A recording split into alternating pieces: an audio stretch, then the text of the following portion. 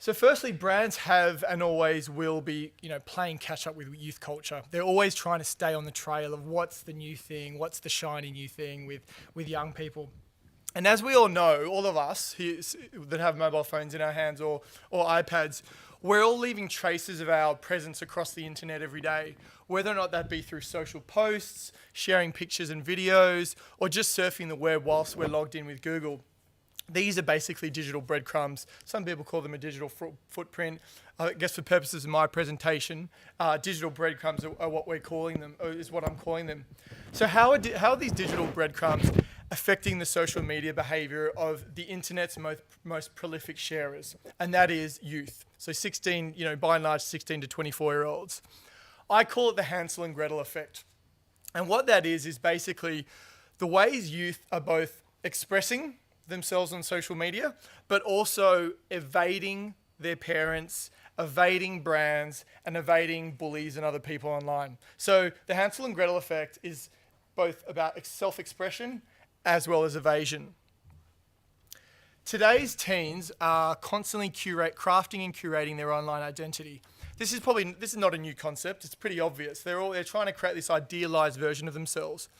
But what is new is that, visual social media platforms like Instagram has really turbocharged this behavior to an amazing degree. Recently, we took part in a global study called Planet Hyperconnected, where we looked at the digital breadcrumbs of 6,000 16 to 24-year-olds across 8 different countries, and Australia being one of them. And there was a whole lot of findings, but one of the big things was that today, on average, today's teen is either consuming, creating, or sharing up to 13 hours of content a day. Okay, so more than half of their day is spent consuming, sharing, or creating content. So they're leaving a hell of a lot of digital breadcrumbs in their wake, and these breadcrumbs are growing left, right, and center. So what I'm going to do is just pick up on some of the interesting, digital breadcrumbs, both positive and negative, that we came across. The first one, selfie-obsessed syndrome. So we're seeing the onset of selfie-obsessed syndrome, teens spending hours and hours posing for the perfect selfie, and not just posing for the ultimate selfie, but then spending hours on the many, the free photo editing apps. And this behavior is very much kind of a celebrity-fueled as well. So I guess the interesting parallel for me is that while brands have moved away over the past 5 to 10 years from image creation to being completely transparent in the world of social media and putting your true self up, teenagers have actually gone the other way. They've gone from the ho-hum boring stuff of social media to curating and crafting this idealized version of themselves. And they do this to boost their self-esteem and to, as I said, create an idealized version of themselves. But it's not all fun and games, though. There's an amazing amount of pressure on teens these days to look their best, or to create these kind of idealized, stylized version of themselves, because they're constantly seeking social approval, and they're getting their friends to rate themselves. So you might have seen the hashtags #hot or not, or #rate me. So these youngsters are basically putting up photos on Facebook and other social media platforms and asking for validation. And you can imagine their self-esteem going up and down like a yo-yo when certain people, don't think their photos are great. And it's not just boys. Obviously, that was a young fella that I've spoken to, and it's also probably more prominent with young girls, especially the age of kind of the 14 to 16-year-old age group. So their self-esteem and confidence are increasingly being defined by how many likes and comments they get. Okay, so they're likeaholics. Just like brands are likeaholics today, teens even more so. The selfie-obsessed syndrome has some really kind of positive things about it, but also some really negative things as well. A little cultural trend born in Australia, Insta parties. So we all know Instagram's growing massively, but forget hanging out at the local Macca's or skate park. What we're seeing now is pop-up social media takeovers in the form of Instagram parties. So what do I mean by pop-up social media takeover? Well, teen boys and girls, and when I say teen, I'm talking kind of 16 to 19-year-olds, they're getting together and they're having a party at someone's house for the explicit purpose of posting enough content to flood Instagram for the night. So they want to hashtag own the night. They're going to take as many photos as they can to own that stream so that across their social footprint, they are seen as being the kids that look the best, that are having the most fun time. So this is kind of a cultural phenomenon that is emerging for this behavior around kind of what's happening out of the digital breadcrumbs. So in an era where I guess everything is shared, you might ask the question, well, do teens really give a crap about privacy, and do they really worry about the ramifications in the future? Well, a global study that's just came out last week by Device Research for the Young People's Consumer Confidence Index found that 68% of 16 to 24-year-olds are not concerned that their social media behavior could harm their future job prospects. 68% are not concerned. And I guess why that's relevant is as you can imagine, when you're 16, you're not thinking about what's going to happen when you're 30. You're thinking about the now, and you're thinking about the immediate pressures. So what they're really concerned about is the now and the people with immediate power over them, and that is their mum and dad. So think about when we were growing up. Teens always wanted to have our privacy, and that in our instance, it was having a no parents allowed sign on our door. For today's youth, the motivations are the same. They still want a place to express themselves away from mum and dad and older brother and sister and people they don't like, but it's a digital hideout instead. Yeah, it's not a bedroom. So they want a place they can call their own and talk their own language. Just as some visuals up here, but I guess as a reference point, their photo albums are now on Instagram. Their MTV is now YouTube playlists. Their tapes and CDs are now Spotify playlists. Their love letters that we used to write are now short, sharp Snapchats. Their diaries are now Tumblr pages. I'm assuming everyone kind of knows what Tumblr is. It's the blogging platform. Their posters are now Pinterest pins. And I guess the playground gossip has been happening on Facebook up until now. I'm going to make a big statement saying that teens are turning away from Facebook in droves, and the statistics out of the US and the UK support that, and I have no doubt that a similar kind of trend over the next 6 months is happening in Australia.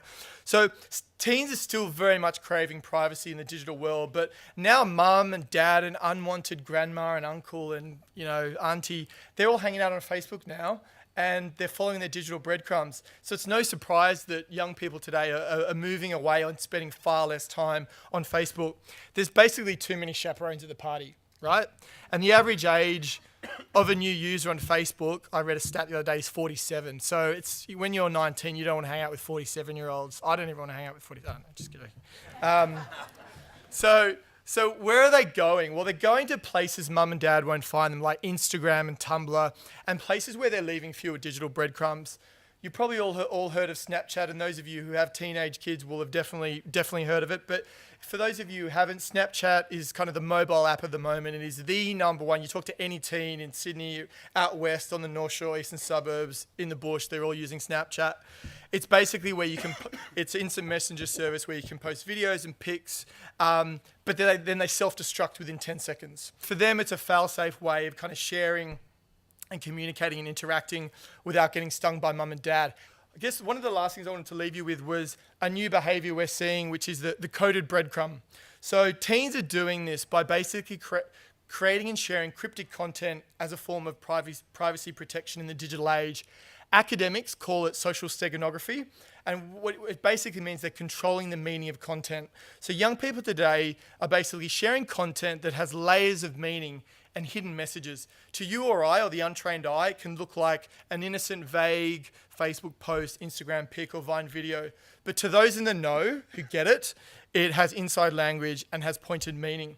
Pew Research just did a study that basically said that 64% of teens admit to using inside jokes and subtle cultural references when looking to hide what they're saying amongst friends. So basically, the more they're sharing in public, the more they're actually hiding in plain sight.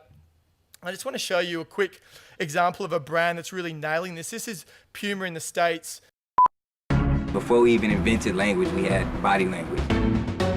We're all sharing, we're all talking with each other through our movement, through our bodies. Everybody's feeling the same vibe, the same energy, the same connection.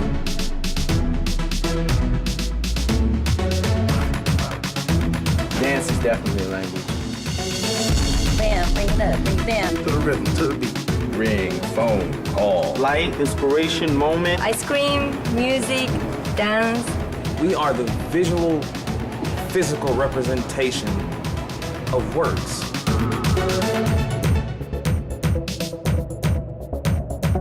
At the heart of the Dance Dictionary is a translator, an application that can help you create over 10,000 different sentences and turn them into dance.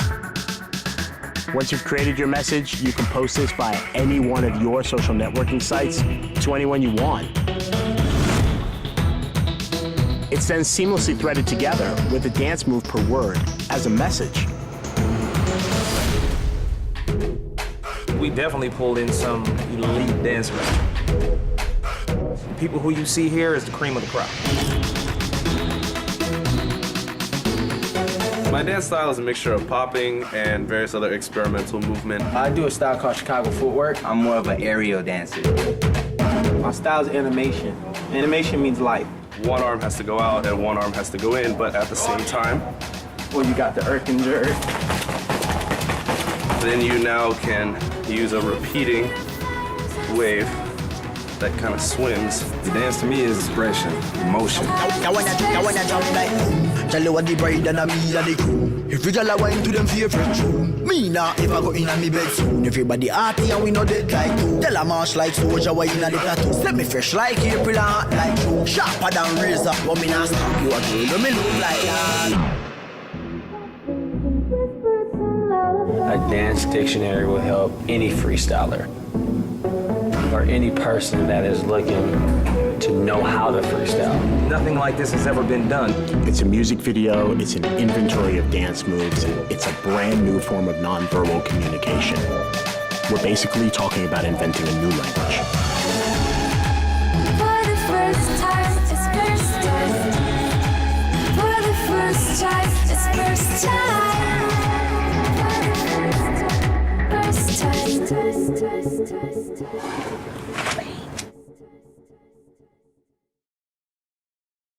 Pretty good example of a brand that's kind of tapped into a subculture and obviously looked at how the way in which young people are communicating and built upon that. I'm just over my time, so I'm just going to finish up really quickly with kind of 4 C's of things that brands need to really. What are the brand actions out of all this stuff? Well, the first thing is you've got to start with what is going to drive social currency with your target audience. Conversation is king.